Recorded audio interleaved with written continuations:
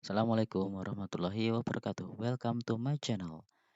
Kali ini kita akan belajar membahas soal tryout ASPD Literasi Sains dari Kota Yogyakarta untuk bagian yang pertama.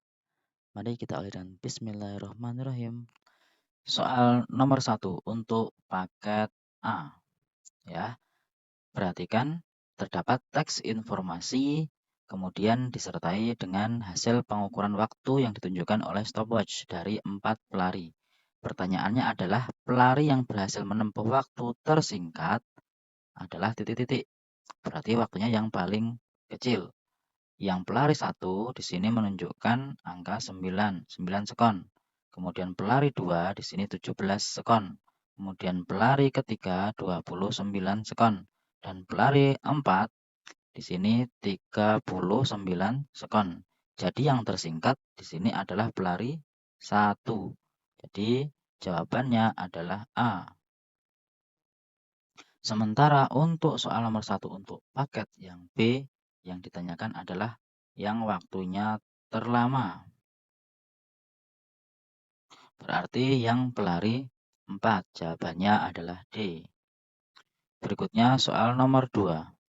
Disajikan teks informasi tentang massa jenis suatu zat yang disertai dengan tabel hasil pengukuran massa dan volume.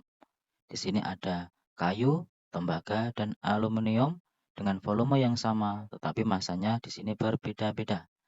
Kemudian disertai dengan hasil pengamatan setelah dimasukkan ke dalam suatu ya cair. Di sini ada 1 itu air, 2 minyak, 3 raksa, dan yang keempat sirup. Menunjukkan posisi ketiga benda tersebut berbeda-beda. Nah, data yang tepat tentang posisi benda di dalam zat cair ditunjukkan oleh gambar nomor titik-titik.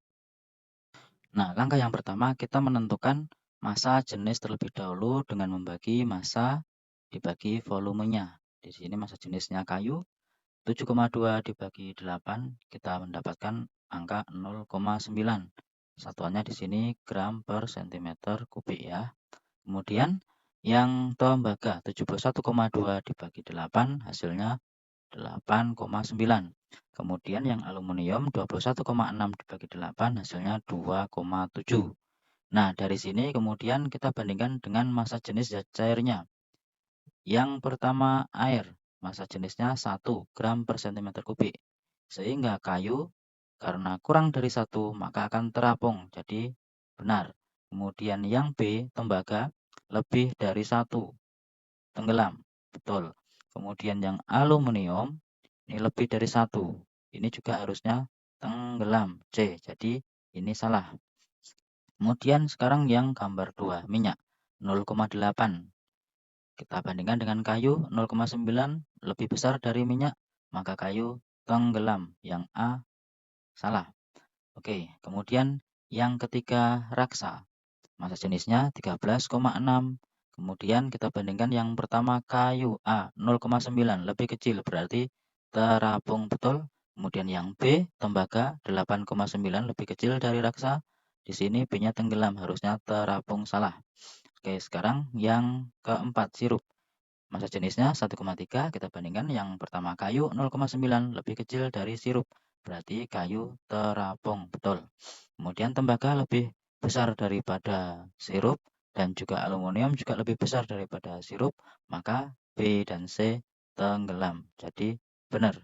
Maka yang benar adalah nomor 4. Nah, jadi di sini ada 2 di sini harus berpasangan, maka dari nomor 2 dan nomor 3 yang cenderung benar adalah nomor 2. Oke, di sini yang A tadi itu kayu 0,9 dan minyak itu 0,8 ya bisa sih sebetulnya seperti ini tapi nanti agak turun begitu ya.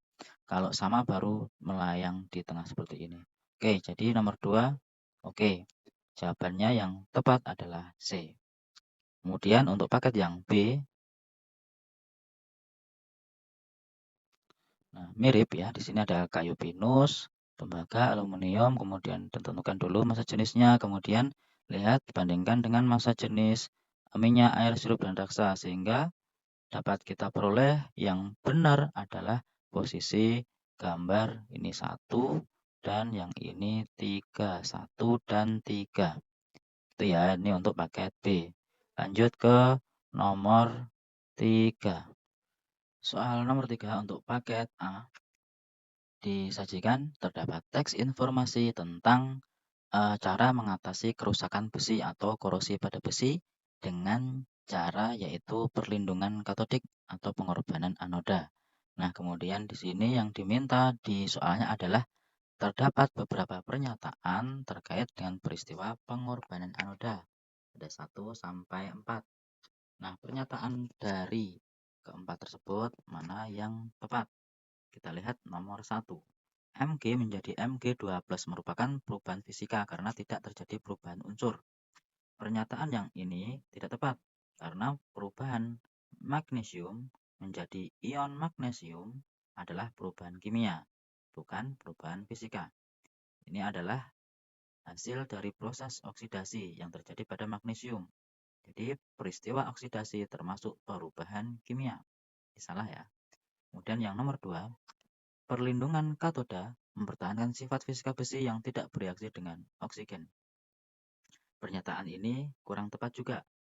Kenapa? Karena perlindungan katoda tidak hanya mempertahankan sifat fisika besi yang tidak bereaksi dengan O2, tetapi melibatkan proses kimia yang melibatkan reaksi redoks antara besi dan anoda pengorbanan. Jadi nomor 2 juga salah ya. Oke, berarti jawabannya D dong, 3 dan 4. Kita lihat yang nomor 3. Pengorbanan anoda pada peristiwa tersebut memanfaatkan sifat reaktif magnesium. Oke, karena di sini peristiwa tersebut memanfaatkan sifat reaktif di mana sifat kimia dari magnesium yang lebih reaktif terhadap oksidasi daripada besi ya. Oke. Kemudian yang pernyataan nomor 4. Pada reaksi reduksi oksigen mengalami perubahan kimia menjadi air atau H2O. Di sini merupakan perubahan kimia ya. Jadi terbentuk zat baru. Nah, hasil dari proses oksidasi yang terjadi pada anoda magnesium dapat dilihat dari yang ada di paragraf ini ya. Di oksigen menjadi H2O. Jadi yang nomor 4 terdapat juga di dalam paragraf tersebut. Kemudian untuk yang paket B, yang ditanyakan adalah perubahan fisika. Kita lihat di sini yang nomor 1 ini adalah sifat besi yang kokoh. Oke, kemudian yang nomor 2 di sini magnesium yang memiliki sifat lentur sehingga mudah dibentuk. Oke, jadi 1 dan 2.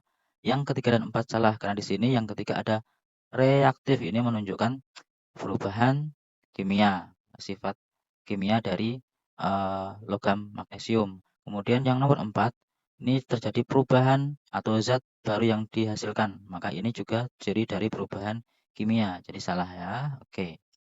Kita kembali ke paket yang A untuk nomor 4. Jadi di sini disajikan informasi tentang indikator asam basa. Di sini ada indikator alami dari ekstrak tanaman kunyit, kubis merah, bunga karamunting, dan akan menunjukkan perubahan warna pada asam dan basa. Jadi kunyit menjadi kuning pada asam, tapi jadi merah pada basa. Demikian pula untuk kubis merah dan bunga karamunting datanya seperti ini. Nah, dari data tersebut kemudian dipakai untuk menguji sifat asam basa pada 3 larutan. Larutan A, larutan B, dan larutan C. Dengan indikator kunyit untuk A, untuk B, untuk yang dipakai adalah kubis merah, yang larutan C yang dipakai adalah dari bunga karamunting. Itu ya. Hasilnya seperti ini. Baik, kita selidiki. Yang pertama larutan A dengan kunyit ini warna akhirnya jingga tua. Dilihat di sini, bukan kuning berarti bukan asam, tidak merah berarti bukan basa. Ternyata jingga tua itu warna asli kunyit berarti tidak berubah warna, berarti yang A itu netral. Kemudian yang B dengan kubis merah menjadi merah tua. Di sini merah muda. Di sini merah muda itu adalah asam. Jadi yang B itu asam. Kemudian yang C ini ungu. Ungu itu basa. Jadi yang C sifatnya basa. Nah, sekarang jika larutan A, B, dan C diuji dengan kertas lakmus biru, maka kondisi warna yang akan terjadi adalah, kita lihat yang A, akan tetap biru pada larutan A karena bersifat netral. Dalam larutan yang sifatnya netral, lakmus itu tidak menunjukkan perubahan warna. Jadi yang A yang benar. Kita lihat yang B, salahnya di mana? Tetap biru pada larutan B karena bersifat basa. Yang B itu sifatnya asam.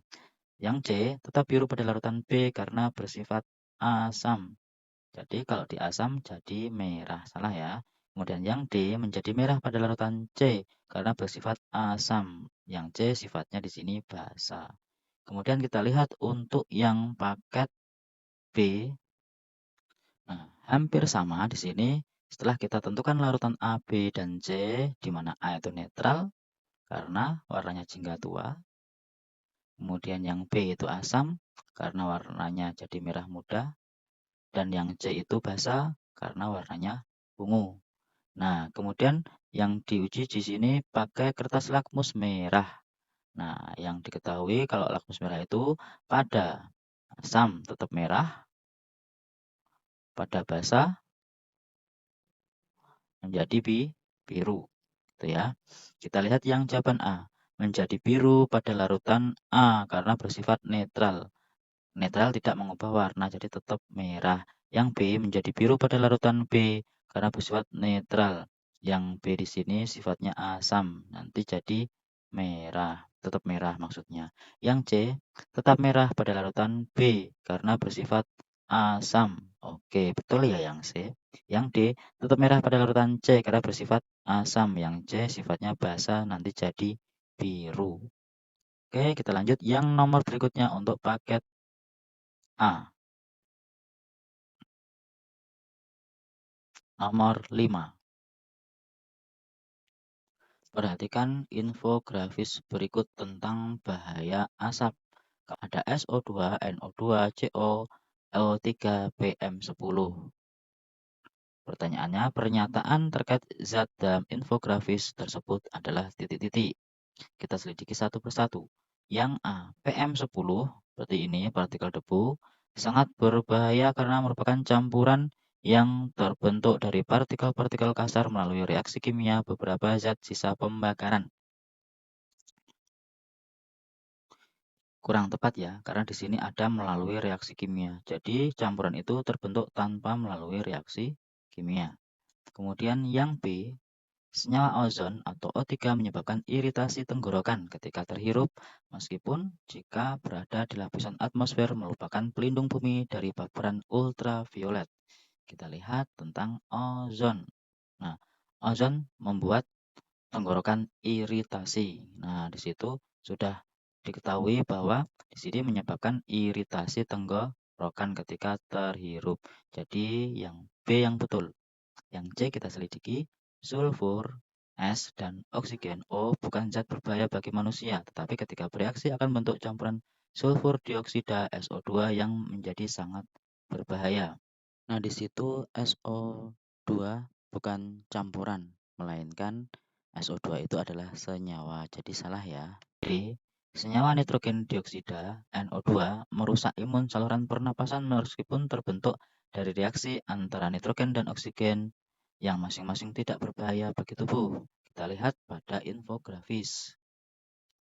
Nah, NO2 merusak sistem pembersihan alami paru-paru, membuat imun saluran napas berkurang. Nah, di info tersebut hanya dikaitkan dengan dampaknya saja tanpa diketahui terbentuk dari reaksi apa, begitu ya. Jadi yang paling tepat di sini adalah yang B. Kemudian kita lihat yang soal paket B untuk nomor 5. Infografisnya sama. Kemudian yang ditanyakan, pernyataan terkait zat dalam infografis tersebut adalah, kita cek ABCD. Di sini jawabannya sama dengan yang tadi, tapi posisinya di jawaban D tentang ozon, begitu ya. Oke, kita kembali lagi ke paket A untuk soal nomor 6. Soal nomor 6, perhatikan terdapat teks informasi tentang pemasangan bingkai logam pada roda kereta api. Prinsipnya di sini menggunakan prinsip pemuaian dan penyusutan. Jadi ada dua prinsip itu, yaitu di sini bingkai bajanya ini dibuat memuai, berarti dipanaskan sehingga bertambah ukurannya, sehingga rodanya dimasukkan ke dalam bingkai baja dengan cara dipanaskan tersebut. Kemudian setelah masuk di sini, masuk ke dalam bingkai baja, maka kemudian didinginkan, yaitu supaya menyusut kembali sehingga setelah masuk rodanya menjadi ada di tengah bingkai begitu ya, jadi pas rapat. Nah, jadi yang benar berkaitan dengan info tersebut dari A, B, C, D yang memanfaatkan prinsip pemuaian dan penyusutan adalah A. Bingkai baja dipanaskan hingga memuai, kemudian roda dimasukkan ke dalamnya. Setelah pas suhu bingkai baja diturunkan ke suhu semula sehingga roda yang telah dipasang terjepit kuat. Jawabannya A. Kalau kita lihat untuk yang B, yang paket B, sama ya, jadi yang paket B, jawaban yang benar adalah yang di C, sama.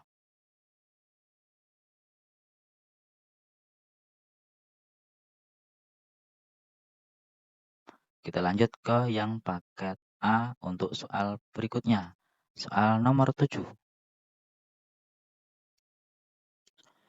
Nomor 7, terdapat teks informasi tentang membuat minuman yang cocok saat cuaca panas, yaitu dengan menuangkan air dingin dan dicampurkan dengan air panas sehingga menjadi air yang hangat. Di sini secara menurut kesehatan, maka yang tepat, yang baik itu adalah air dengan suhu normal atau sejuk, ada di suhu 16 hingga 25 derajat Celcius.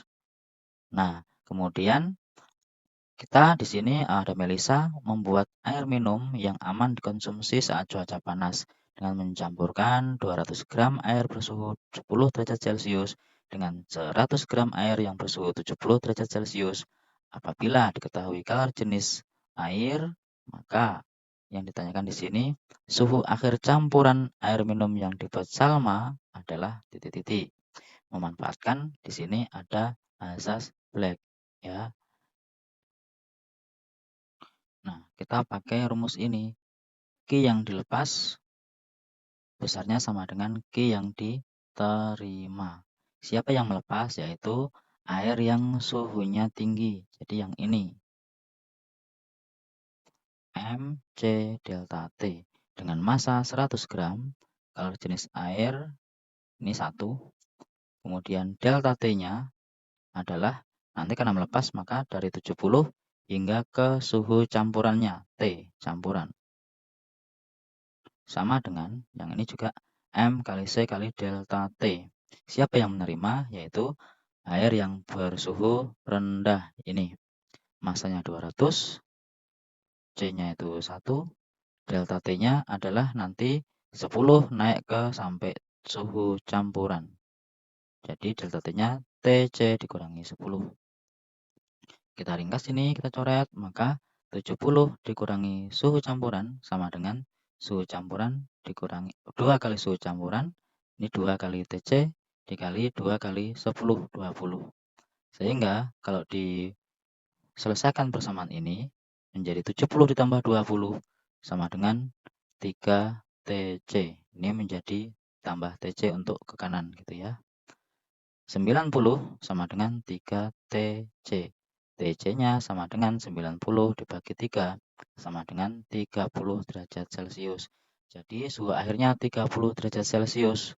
Nah, kita lihat suhu yang tadi, suhu normal itu dikatakan 16 sampai 25 derajat Celcius.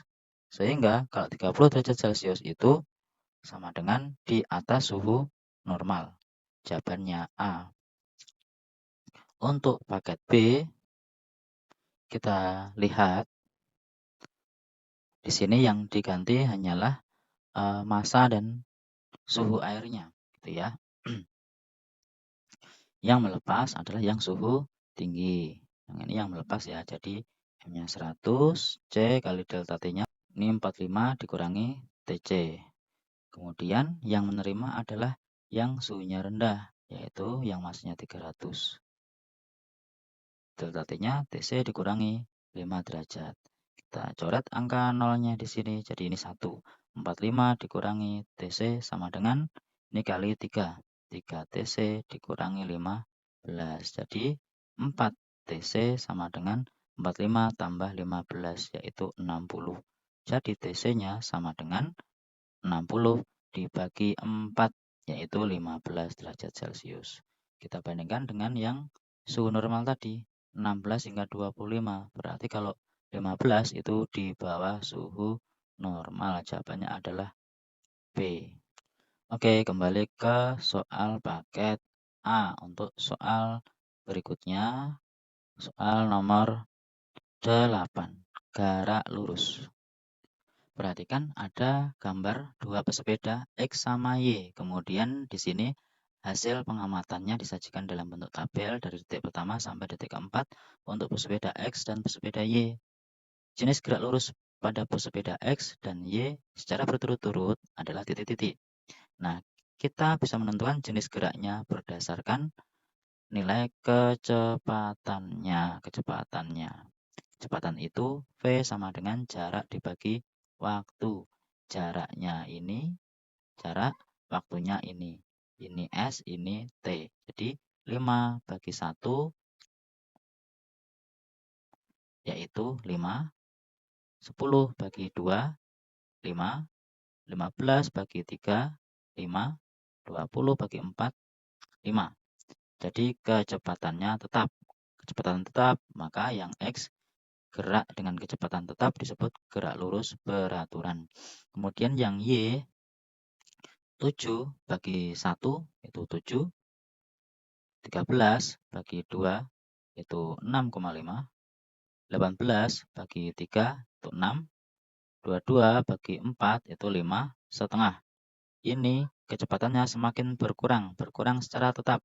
Maka disebut dengan gerak lurus berubah beraturan diperlambat. Sehingga jawaban yang tepat adalah C. Kita lihat untuk soal paket B.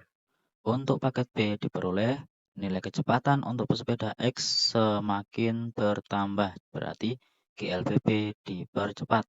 Sedangkan yang Y tetap, berarti gerak lurus beraturan. Jawabannya yang B. Kita lanjutkan kembali ke soal paket A untuk nomor 9. Disajikan ada bacaan trek Hot Wheel. Di sini ada gambarnya nih. Hot Wheel-nya sedang melintasi lintasan naik turun seperti itu. Dan berkaitan dengan energi potensial, energi kinetik, dan energi mekanik. Di mana diketahui masanya 300 gram, kemudian gravitasinya 10 meter per sekon kuadrat, kemudian terdapat pernyataan-pernyataan di bawahnya. Pernyataan terkait energi yang bekerja pada mobil Hot Wheels dalam trek tersebut adalah titik-titik. Kita lihat yang benar. Yang nomor 1. Dari titik A ke B terjadi perubahan energi potensial menjadi energi kinetik sebesar 0,27 Joule. Kita hitung ya.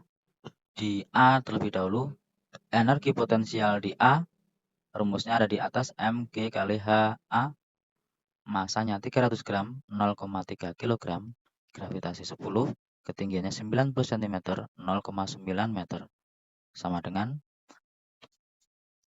27 Joule. Itu di A. Kemudian kita lihat yang di B, sini EPB, karena ada di bawah, tidak punya ketinggian, EPB 0. Maka di sini tidak terjadi di sini terjadi perubahan dari energi potensial menjadi energi kinetik. Energi kinetiknya 27 Joule karena di bawah EP-nya sudah 0, yang di atas 27 sampai ke bawah, maka hilang energi potensialnya, sudah berubah semua jadi energi kinetik yang besarnya 27 Joule. Di sini 0,27 Joule. kurang tepat ya. 2,7 Joule. Jadi kemudian kita lihat dari titik A ke titik B. Sekarang yang titik B karena ada di bawah, energi potensial di B sama dengan 0. Berarti semua berubah menjadi energi kinetik sebesar EPA 2,7 Joule.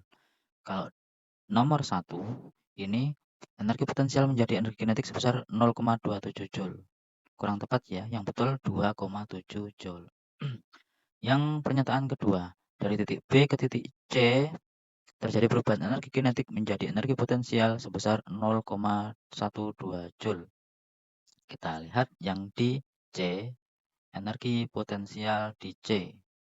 Masanya dikali gravitasi dikali ketinggian sama dengan 1,2 Joule. Nah, berarti dari B yang nggak punya energi potensial, adanya energi kinetik sebesar di sini EK-nya tadi 2,7 Joule, berubah jadi EP 1,2. Oke, berarti perubahan energi kinetik menjadi energi potensial sebesar 0,12, yang betul 1,2. Barangkali ada salah ketik di sini ya, salah penghitungan.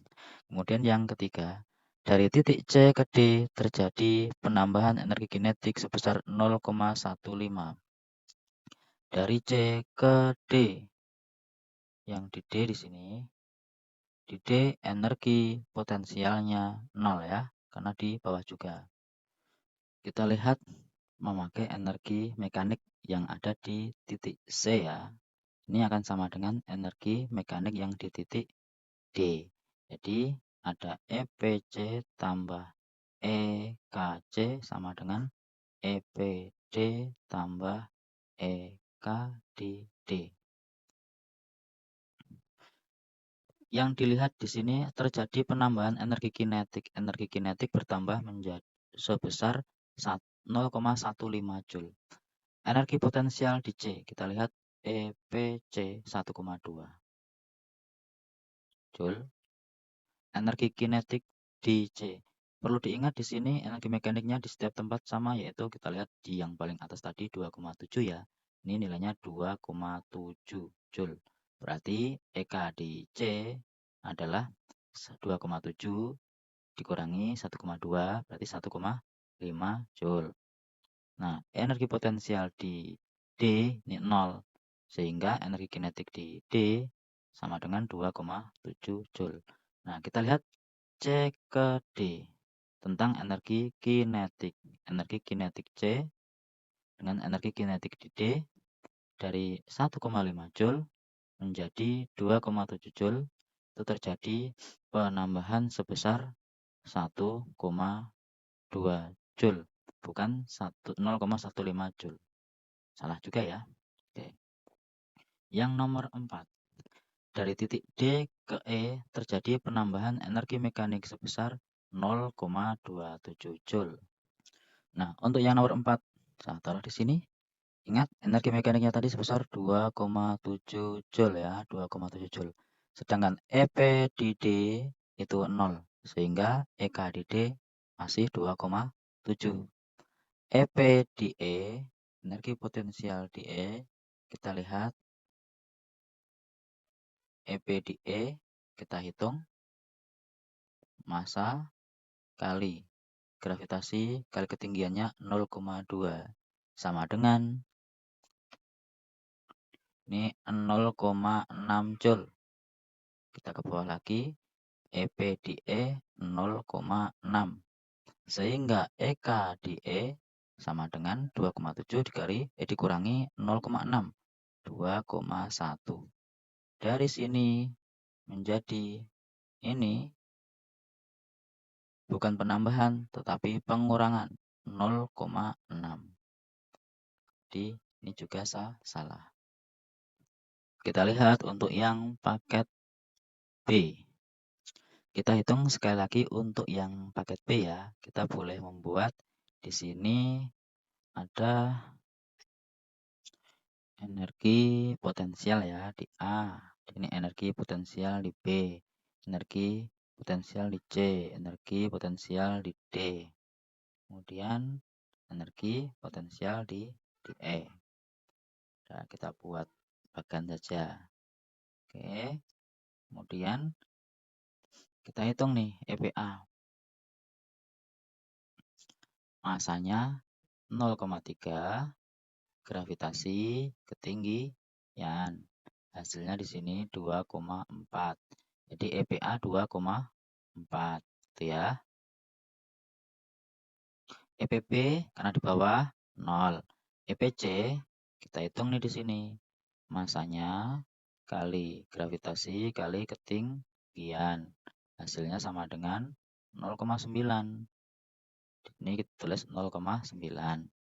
Yang D 0 lagi nih, energi potensialnya. Kemudian yang di E di sini massa kali gravitasi kali ketinggian 0,15. Nilainya adalah berapa? 0,45. Ini tulis 0,45. Nah, kita bisa hitung yang di sebelahnya adalah energi kinetiknya di A, energi kinetiknya di B, energi kinetiknya di C, energi kinetiknya di D, dan energi kinetiknya di E. Nah, di A energi kinetiknya 0 gitu ya. Berarti kita bisa ngitung diperoleh energi mekaniknya 2,4. Berarti di sini tinggal ditulis 2,4 karena dijumlah sama dengan 2,4. Berarti yang EKC 2,4 dikurangi 0,9, 1,5. Yang di sini 2,4 lagi. Yang di sini 2,05. Oke, dari sini nah baru kita bisa jawab soal nih. Nomor 1 dari titik B ke C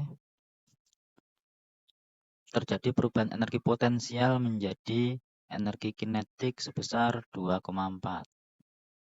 Nah, kita lihat perubahan energi kinetik B ke C di sini ya. Nih.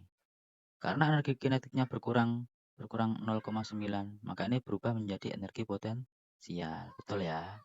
Kemudian yang nomor 2, dari titik A ke B terjadi perubahan energi potensial, menjadi kinetik sebesar 2,4. Nah, karena dari A ke B nih dari 2,4 energi potensialnya jadi 0 karena berubah jadi energi kinetik 2,4. Jadi betul. Oke, yang betul 1 dan 2. A jawabannya. Untuk yang 3 jelas salah, terjadi penambahan energi mekanik. Energi mekanik selalu tetap. Jadi nggak mungkin gitu ya. Kemudian yang 4, dari titik C ke D terjadi penambahan energi kinetik sebesar. Lihat dari C ke D ini 1,5 jadi 2,4. Penambahan sebesar 0,9. Betul juga ya. Jadi yang nomor 4 juga benar. Oh, jadi ada 1, 2, dan 4. Kalau begitu A dan C jawaban yang benar. Oke. Kita lanjut ke nomor 10 untuk paket A. Nah, disajikan ada gambar tarik tambang ya. Berarti ini kita menghitung resultan gayanya yang di sini. Ini keluarga Rizka dan Rizky. Rizka di sini, Rizky di sini. Jadi untuk yang delta F-nya Rizka sama dengan kita jumlahkan semuanya itu hasilnya 1910 Newton. Sementara untuk yang keluarga Rizky ya, maka kita hitung juga di sini 1840 Newton. Berarti nanti akan dimenangkan oleh keluarga Rizka ke sana gitu ya, karena yang lebih besar.